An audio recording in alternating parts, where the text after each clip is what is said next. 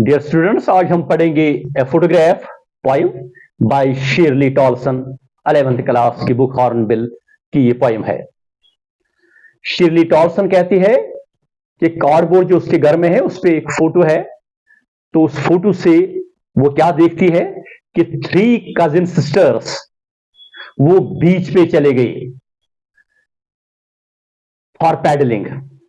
तो उसमें बड़ी एक लड़की थी, वो इसकी मां थी, सम 12 years और सो।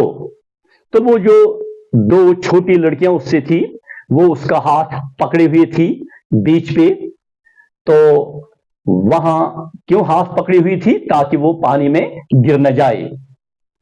तो बहरहाल एक फोटोग्राफर वहां था, उसने इनका फोटो उठाया। ये मुस्कुराती थी ये तीनों लड़कियां। तो अब ये मुस्कुराता हुआ चेहरा जो है, जब बहुत बड़ी हो गई है उसकी मां, उसकी शादी हुई है, तो शिरली टॉलसन पैदा हुई है। तो काफी सालों के बाद वो देखती है कि उसकी मां का वो खूबसूरत प्यारा प्यारा चेहरा, स्वीट फेस जो कहती है, बड़ी अट्रैक्शन थी इस शिरली टॉलसन के लिए।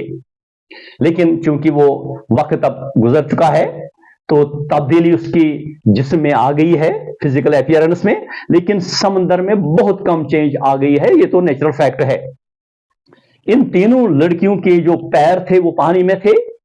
तो वो कहती है कि वो ट्रांजिएंट यानी टेम्पररी उनके जो फीट वहां थे, क्योंकि रेत नीचे थी पैरों के नीचे और पानी भी वहां था, तो लिहाजा उनके फीट ट्रेंजिटरी यानी वो आर्जी तौर पर वहां जमे हुए थे, यानी स्टेबल नहीं थे।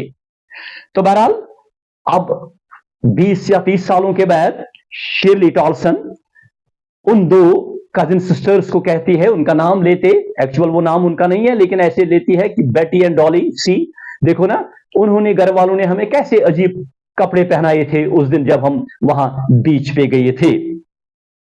तो शिरली टॉलसन कहती है कि मां का हंसना उस फोटोग्राफ पे वो मेरे लिए एक अट्रैक्शन है, और मां के लिए बीच पे जाना हॉलिडे पे, ये उसके लिए एक बड़ी फैसिनेशन या अट्रैक्शन थी।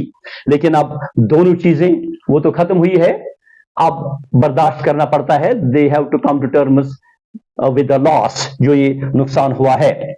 तो अब कुछ सालों के बाद उसकी मां मर गई है, वफात पा चुकी है। तो लिहाजा शायरा जो है वो कहती है कि साइलेंस सराउंड सर, यानी खामोशी उसके इर्द गिर्द छा जाती है। तो नतीजा ये है कि she is not in a position to speak anything, यानी वो कुछ ना बोल सकती है ना लिखने के काबिल है। तो विद दिस वो स्टॉप करती है बातें करना या कुछ लिखना, यानी ये मां का लॉस जो है, नुकसान जो है, इसकी वजह से है। ये था main ideas content in the poem. अब इस पोएम में हम पोएटिक डिवाइस की बात करेंगे। इसमें मेजर जो 3 पोएटिक डिवाइसेस पोइटस ने, शिरली टॉलसन ने इस्तेमाल की है। पहली है एनजैम्बमेंट।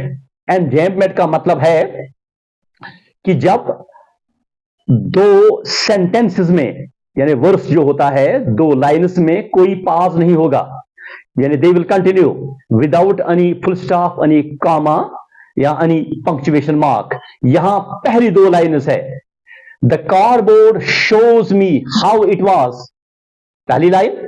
तो सीधे how it was when the 2 girl cousins went paddling, बीच में कोई कामा, कोई फुल स्टॉप नहीं है, कोई पंक्चुएशन मार्क नहीं है, तो ये आगे बढ़ती है ये लाइन।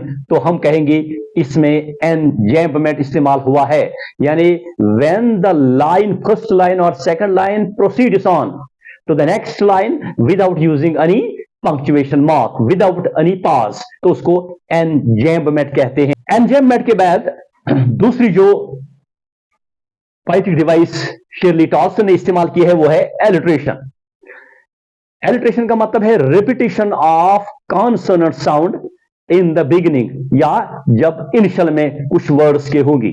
यहां 5th लाइन में शिरली टॉलसन लिखती है, all the 3 stood still to smile through their hair. तो यहां सिटुड स साउंड है, सिटल में स साउंड है, और स्माइल में स साउंड है। ये 3 साउंड जो मिलती जुलती है, स साउंड, इसको हम कहेंगे ये एलिट्रेशन है। इसके बाद है और एक पोएटिक डिवाइस, उसको ऑक्सीमोरॉन कहते हैं। ऑक्सीमोरॉन का मतलब है antithesis, when the words possess opposite meaning, यानी हम कहेंगे night day, this is oxymoron, antithesis. तो यहां क्या इस्तेमाल हुआ है, लेबर्ड ईज। ईज का मतलब है कंफर्ट, राहत, आराम, सहूलियत, लेकिन लेबर्ड जो है हार्ड वर्क, सख्त, मुश्किल जिसमें होंगे, तो लिहाजा यहां शिरली टॉर्सन ने ऑक्सीमोरॉन पोएटिक डिवाइस इस्तेमाल की है। With this we come to the conclusion. Thanks.